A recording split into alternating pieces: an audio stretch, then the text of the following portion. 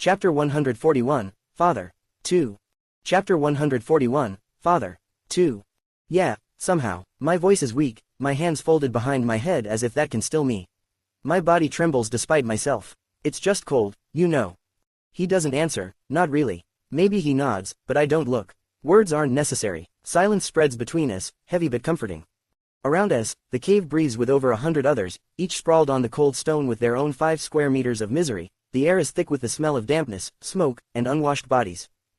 Above us, droplets fall from the ceiling, glinting in the candlelight. One lands on my forehead, runs down my temple, but I've long stopped flinching at it.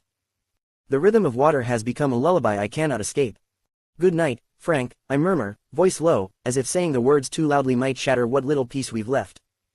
Night. His reply doesn't fit his size, a softness that slips past the scars of his soldier's life. The silence folds in again, wrapping me in its weight, and I curl to the side, tucking myself inward. My eyes close and my breath gets shallow, willing sleep to take me, though I know what waits when it does. With heavy eyes, I force them open, a short gasp escaping me, as if something heartbreaking had unfolded in my dreams. Only, I cannot recall it. The memory slips away before I can grasp it. I lie still for a moment, breathing shallowly, then glance around the cave. Most are already awake, half remain inside, sprawled across the stone, while the others, the ones who managed to loot something from the Colosseum, or still carry remnants from earlier battles, are already heading out. They will trade their spoils for money, then for food, clothing, or anything else that might keep them alive a few more days, in the main hall of the labyrinth above. Stretching out my arms, I sit up. Frank is already on his feet beside me, kicking his legs as if shaking off the numbness of sleep. Bad dream, huh? His voice cuts through the dark. The cave is still cloaked in shadow, though lighter now than before, the faint glow of morning, or whatever passes for morning here, seeping in through the open entrance. Candles flicker along the walls, dim and unsteady, and near the opening, shards of colored light ripple inside, hues that do not belong to this world. Colorful, as if a child had found its way into hell. Yeah, my voice is hoarse while cracking my neck to the side, loosening the stiffness. Quote. Looking for Paula again today. You don't have to stick around if it bothers you. I glance at the entrance, where the swirl of colors paints the air like fractured glass. Only 10 meters away, my throat feels dry, but I answer without hesitation. No, I'll go with you. We stretch, pull our limbs back into motion, then slowly make our way toward the light. The crystals dance overhead, scattering their strange hues across our skin as we step out of the cave. I mutter a curse under my breath, the bitterness seeping through. No healthcare, no food, no water, nothing. Yesterday, we managed a meal, trading a handful of fallen crystals scavenged from the Colosseum floor. It was horrifying, all the flesh and blood, but it was enough for some hardened bread, not the kind from a bakery back home, fresh and soft, but the sort already rotting and sour on the tongue.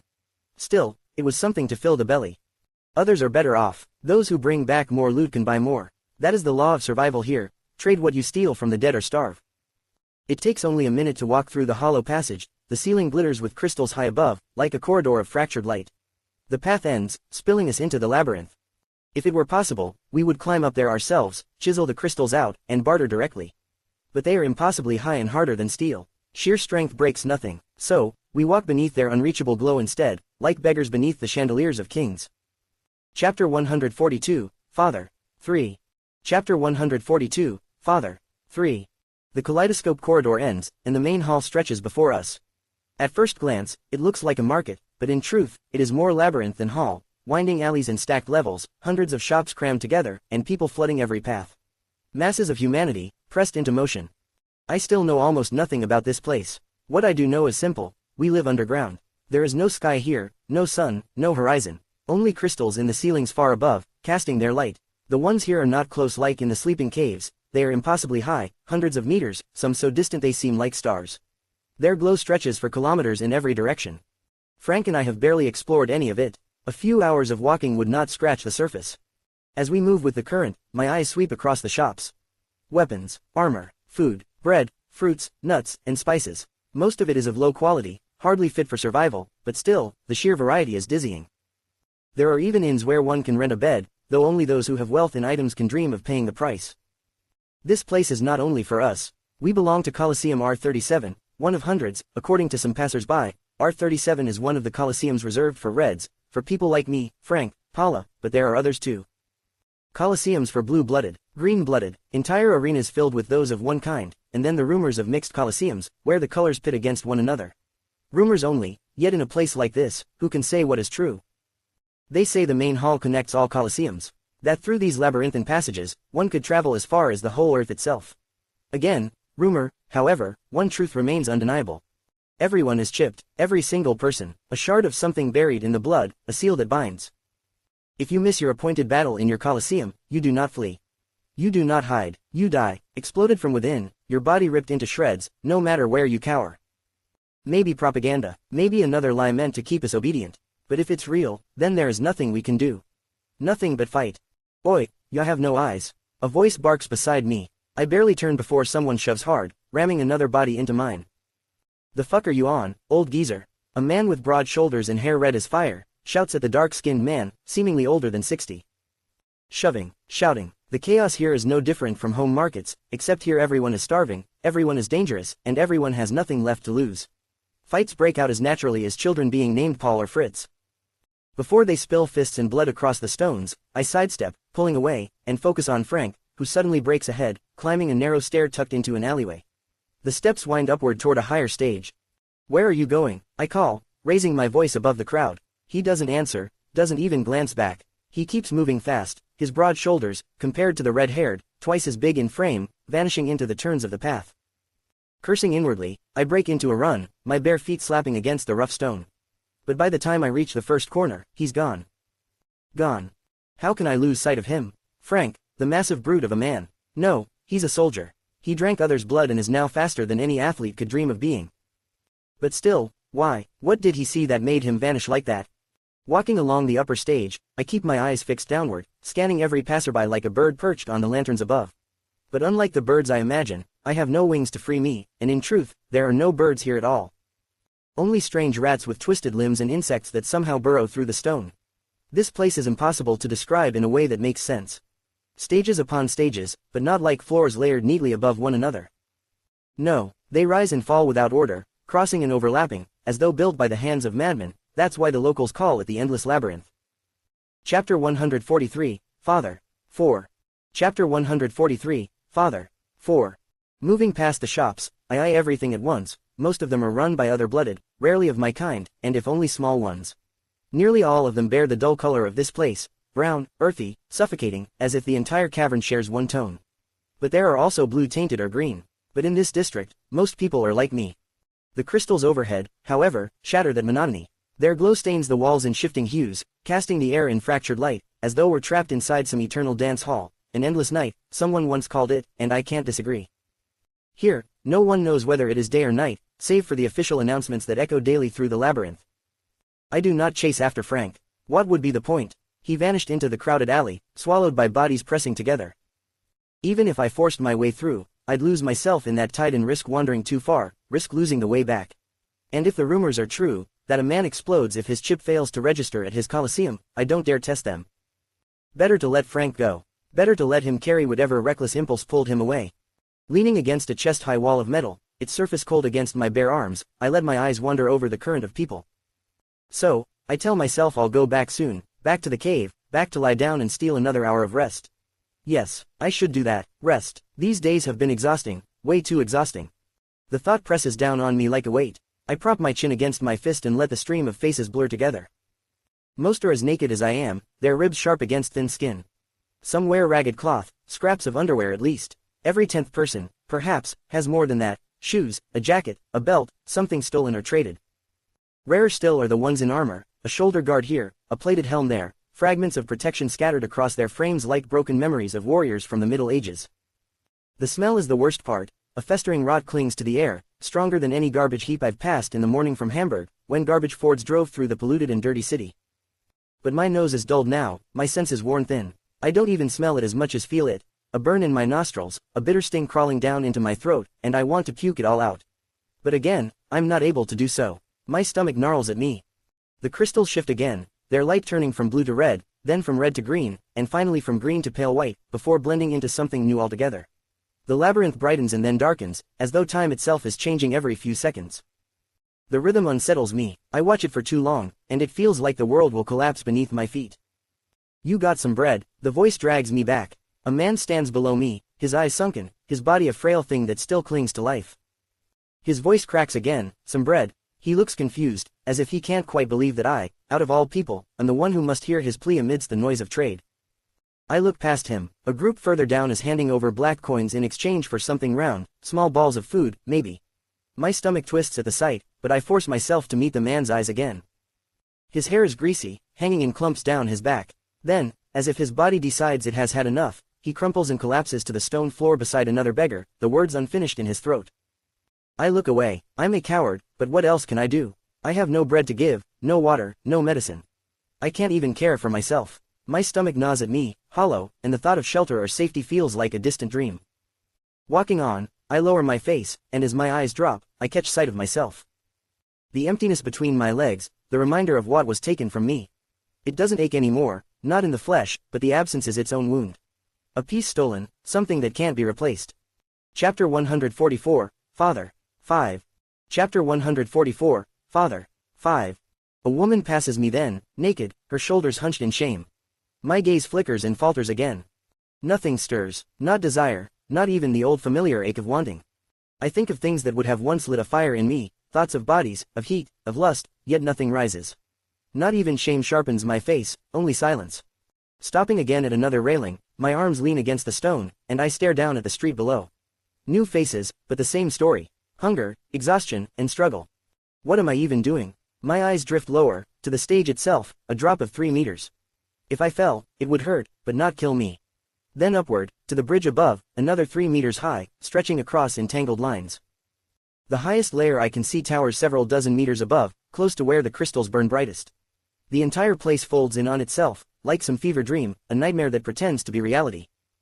No, no such thoughts. I grit my teeth. Not after everything, not after what I've survived. I need to return. I need to find a way back to my family, to my sister, my mother, my father. The thought cracks me open. Suddenly, without warning, a tear slips down my cheek. I turn my head, and the tear slides sideways, blurring my vision. And in that blur, I see him. An older man, fully clothed. His face hidden by a hood, but I know the wrinkles, the short mustache, the streaks of gray hair at his temples. I know the jaw as wide as my palm, the scar running across his cheek.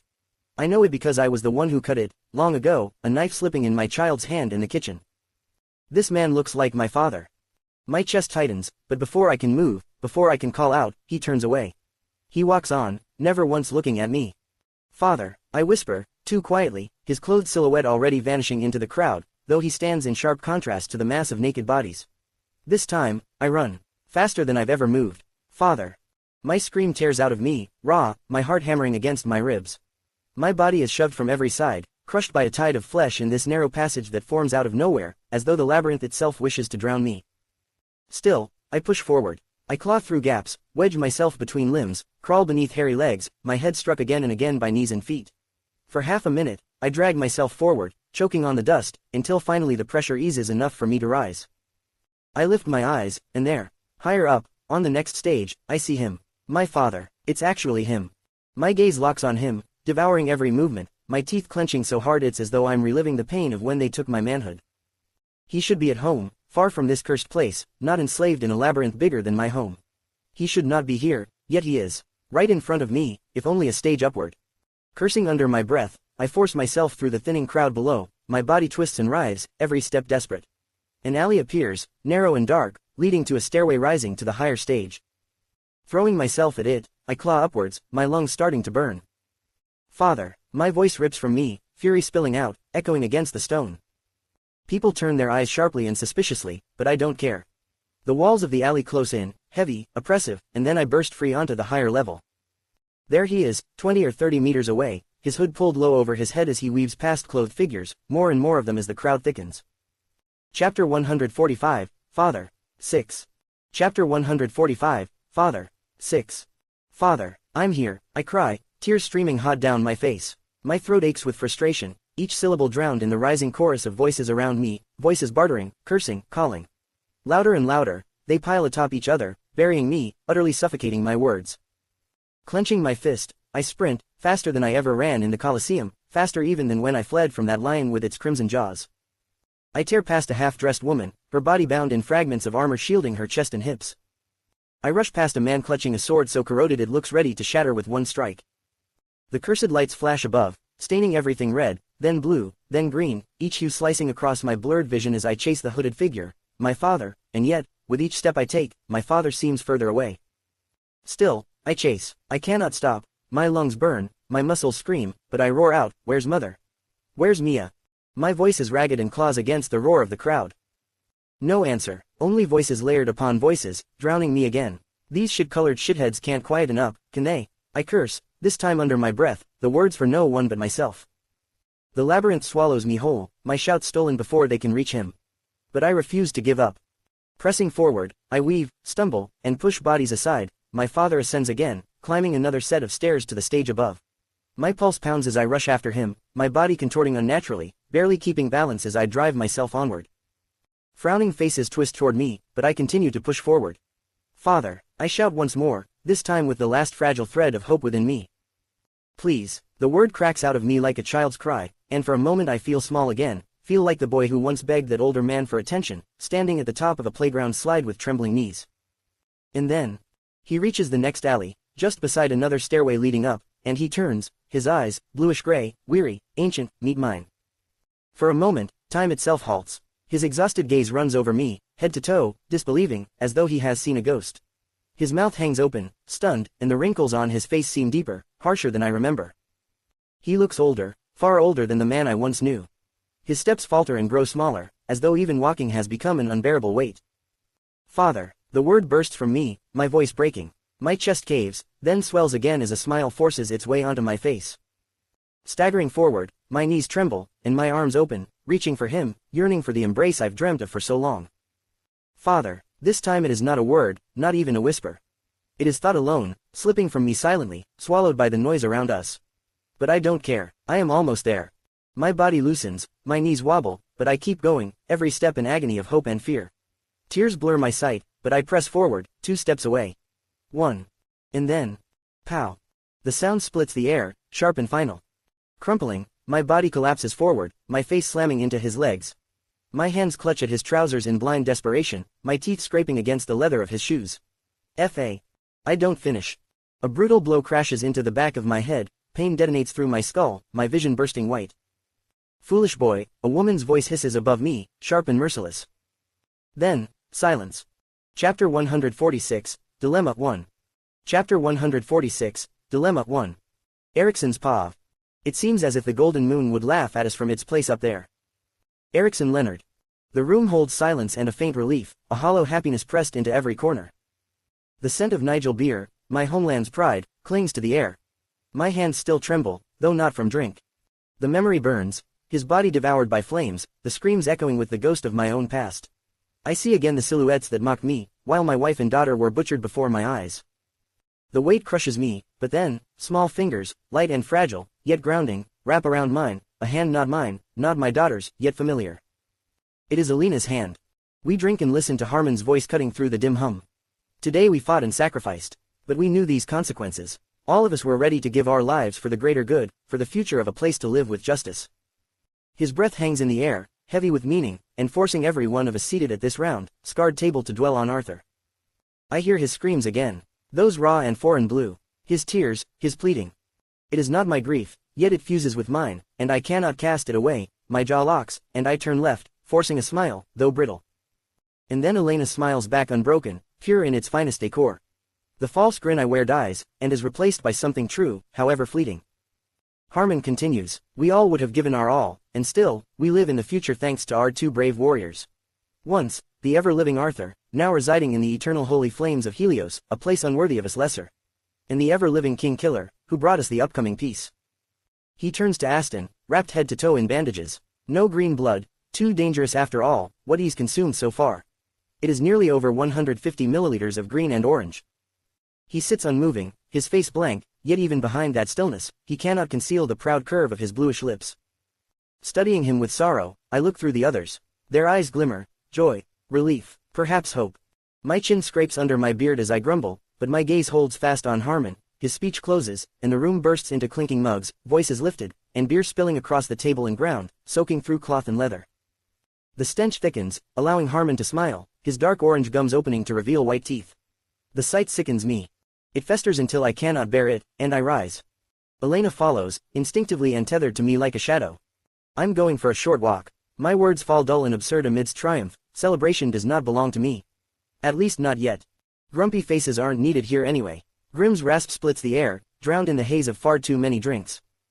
For him, a dozen mugs are only a beginning. Half turning, my lips part, but I do not waste breath on him in this moment. Instead, my eyes meet Alina's. Go and read something, all right. Her gaze, those puppet-like eyes, topaz hidden beneath, locks into mine. I shake my head. I'll read you something later. We step into the next room, leaving the drunken chorus behind. Voices blur into song, the laughter thick with intoxication. Quote. I'm going for a short walk, and it's way too cold for you now. She seeks a window, but here, deep in stone, there is none. Her head lowers, and her cheeks puff as she exhales without sound, the air trapped within. A.N. Join my Discord server to see some art in the manhwa version of Origins of Blood. Just add me, my Discord ID is Sarah3036. Also, please switch over to Royal Road and Reddit there, as I also want to establish myself on that site. Thanks in advance. Chapter 147, Dilemma 2. Chapter 147, Dilemma 2. Nudging her side, the sound she makes surprises even me. As if I were her, the shock jolting through my body, yet I press on, my fingers tickling her side. She twists, heavy laughs escaping her reddish lips. She fights against my grip, but what chance does a little child, have against the hands of a warrior who has cut down thousands of men, false gods at that? None. Her laughter rings, piercing the darkness clinging to me. My own lips twitch, then stretch. I smile. Honestly, I laugh with her. Still, she kicks, thrashes, and tries to elbow me with her stubby arms. I only tighten my hold. Lifting her, she dangles in my arms like a doll as if she were a baby. As if she were Cassandra. The name cracks through me like a blade. My chest caves for a breath, and I falter. Cassandra. But I do not yield. I keep the smile. I keep holding her, this red-blooded girl who continues to mirror the daughter I lost. Carrying her as if nothing can wrench her from me this time, we near the small chamber I've claimed as ours, the one where I always read to her, tell her the stories etched into these shelves. The fire glows ahead, crackling in the hearth, shadows dancing with each spark. The flames drag me back. My family, their screams, their absence, the weight that gnaws at me every night. I stare into it, and then I lower my gaze. Away from the fire, away from the past, to her eyes, clear, topaz-like, unyielding. She stares up at me, and for a moment, the abyss in me shrinks. Search for a book you want to read, okay. I murmur, voice steady though my chest still trembles. As I let her down, she only nods, smiling faintly as she buries herself in the cushions of the sofa. I linger above her for a few heartbeats, one long exhale escaping me before turning away. My steps carry me out of the warmth, and as I leave, Harmon comes striding toward me, both of us moving toward the stairs that lead upward. We walk for minutes, neither speaking, our breaths seeping into the night air, thin trails fleeing the smoke of the headquarters behind us. Above, the golden moon looms. If it bore a face, it would be laughing at us. The glow of the gas lamps follows our pace, light flickering against rough patches of asphalt, harsher here than in the finer quarters of Alicia's estate. Why are you even caring for these reds? The question escapes me at last, dragged from the silence, my words edged as I twist my tongue around them. Why you? He fires back, his voice steady, almost too calm. Elena, is my answer, while turning my head, meeting his shadowed profile as we walk side by side. She reminds me of my daughter. I couldn't bear to let her die, couldn't stand the thought of her living a wretched life, knowing that. So do I. His face tilts toward mine. My wife and I once had a slave, long before you and I ever crossed paths. He died before his time, but while he lived, Selena and I never treated him as a mere possession. I was a commander then, a ruler of men, and he served as a knight might serve his lord. An enslaved person, yes, but a friend. Not many of his kind were so fortunate as to live a life in a household that still saw him as human, or to die of old age rather than the whip. We cared for him, especially Selena. He cuts himself short, the night breathes in the silence between us, the cold creeping into our bones as if to devour us whole. The street lamps hum faintly, flies twirling in and out of their glow, his lips twitch in a smile, one that doesn't fit with the weight of his words. His eyes blur in the lamplight, pupils glimmering. It is a smile that carries hope, it is fragile but stubborn. Not the hope he showed when speaking of Arthur, yet somehow the same. Chapter 148, Dilemma 3. Chapter 148, Dilemma 3. Dropping my gaze to my own hands, these hands that no longer feel like they belong to me, I pinch my palm, grounding myself, but the question slips out anyway as a carriage passes, a thing pulled by horses so pale they seem almost invisible, gliding through the midnight air. Inside, an older man sits between two young women, the brief glimpse unsettling me in a way I cannot name. How do you know all of this? I ask, voice low, watching Harmon's face. He repeats the word, a ghost of a laugh that carries no mirth. How? He pauses, then breathes the word out like a curse and a blessing both. God. The word unsettles me more than I care to admit. My body loses weight. God, echoing it, beer still burning faintly in my gut, I eye him. God told me everything. His eyes lift, drifting past me to the golden moon, and I follow his gaze. Its cratered face glares down, oppressive, as if staring into me, and I feel the abyss in it returning my stare. As long as it works out. My stride lengthens, each step covering nearly 3 times the space Alina's would. Why I think of her even now, I don't know, but the thought won't leave. And how will everything work out in the end? In this great plan of yours, sent from God, I mean. He scans the road, the scattered passers-by, the tramps shrinking from our eyes. He walks tall, his frame 2 heads above mine, every step radiating calm fury. Elaborate, he says. I grit my teeth. How will we lead your kind and mine into letting them leave? How will we convince them that the Reds belong there? How will we succeed in driving them from the island without stirring the continent's wrath? Even if we deceive every orange, every green, every blue beyond Ruby's borders, what's to stop them from returning? Weeks, perhaps a month at most, before they come back. The questions churn, and they are only the beginning. Too many answers fail to surface. How will the Reds ever believe we are their saviors? How? There is no guarantee. The words hit harder than expected. He says them so casually, as if it were nothing, and I halt mid-step. He halts, too. What do you mean by that? His eyes meet mine, cold yet burning, a volcano buried under ice. It isn't guaranteed that we succeed, or that we will succeed afterwards. A fly bursts from the glow of a lamp, crossing before my nose before vanishing again into the dark. My breath escapes with it. Do the others know about it? He tilts his gaze upward, high enough that it feels as though he is looking at the golden moon itself. Mostly not. They aren't as sharp-minded as you. Drink, eat, fight, that's all they care about. Their hearts are in the right place, but their minds. His voice trails. My teeth grind. Silence stretches, but he leaves me to wrestle with it. Finally, he says, we all gave our lives from the start. What difference does it make if the chance of success is less than expected? I would do it even if it were certain to fail, most of us would. Chapter 149, Dilemma 4. Chapter 149, Dilemma 4. His words settle like stone, his silhouette stands against the lamplight, the golden moon casting its glow over him, vast and unyielding, as though he embodies the night itself.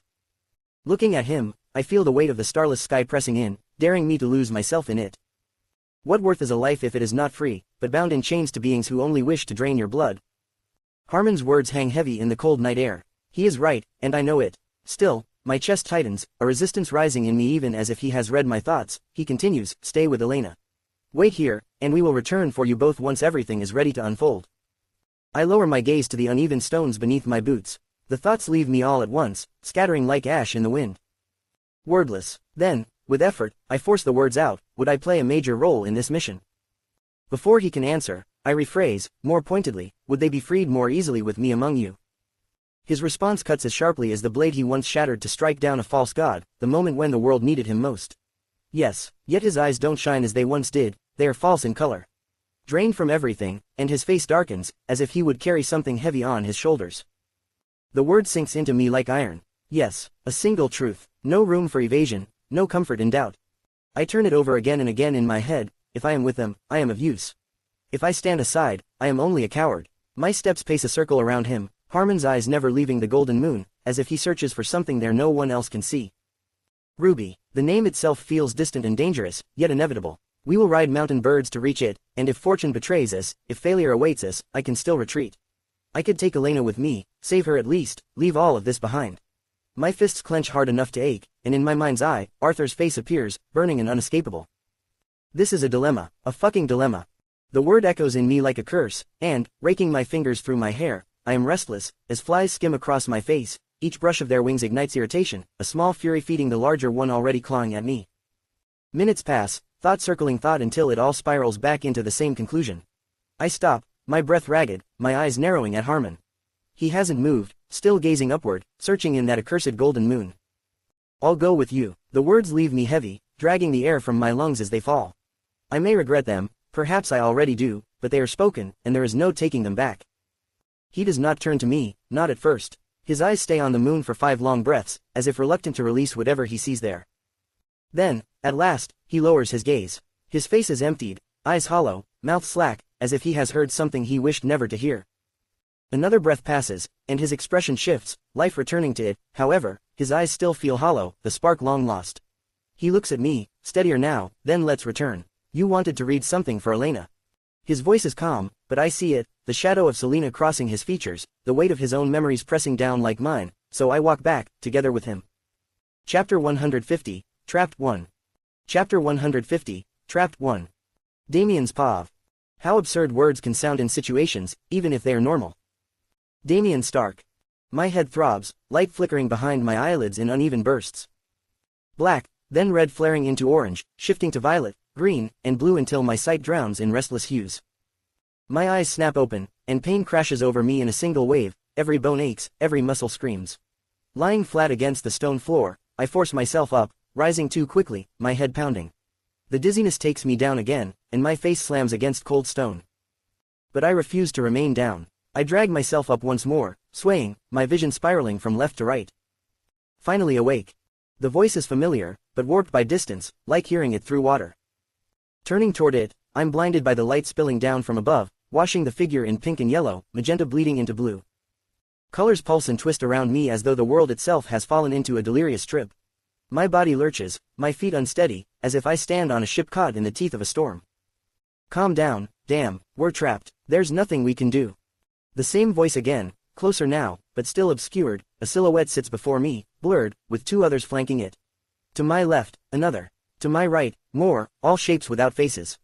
I stretch out my hand, desperate for something solid, but my palm closes on nothing. My right leg braces against the floor to stop me from collapsing, but I twist, hands flailing in emptiness. Sweat beads drip from my forehead and break against the stone beneath me. My stomach twists, and I vomit, bile burning my throat. Fuck, dude. A woman's voice this time, sharp and irritated. A sudden kick strikes my ribs, sending me back to the floor, my cheek pressed against the cold stone once more. I don't rise this time, instead, I let the chill seep into me, cooling the fire raging through my body. From the corner of my vision to my right, I see a man stretched out across the ground. His leg twitches against the stone, head resting on his hands. His face is drained of all color, chalk white, and his eyes bulge, grotesquely wide, like pale tennis balls staring at nothing. Another useless brat, Vanitas. Can't you bring us more than two halfway useful ones for once? The voice is distant, further than any of the rest, echoing as though it doesn't belong to this place at all. Slowly, painfully, I lift my head, dragging my body upright again, my eyes straining to adjust to the shifting light. No can do. Go suck someone's dick, Serena.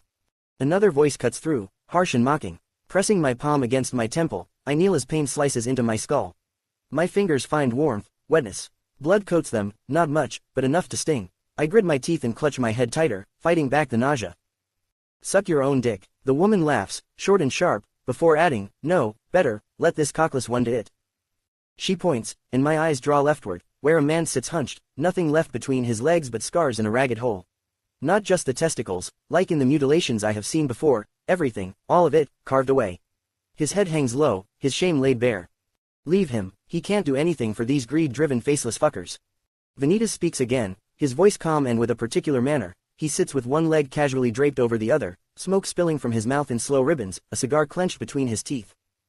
Ash drips down, scattering across the floor like falling embers. Behind him, two massive figures loom, each towering higher than Frank ever did. Frank. My heart seizes. Frank is here, he stands before them in this very chamber. Don't be like that, Reds are Reds, no need to pity him. The woman again, her words are sharp, but my ears barely register them, because Frank is here. Still, my thoughts slip, and are replaced by another. Father, where's my father? The words rip out of me, raw, as my arms tense, my body straining through its aches. Vomit still clings bitterly in my mouth, dripping to the floor, but I don't care. My voice breaks in demand. Where is he? Nothing matters anymore. He was there, I saw him, I swear it, and then he was gone. A blow struck me, and darkness swallowed everything.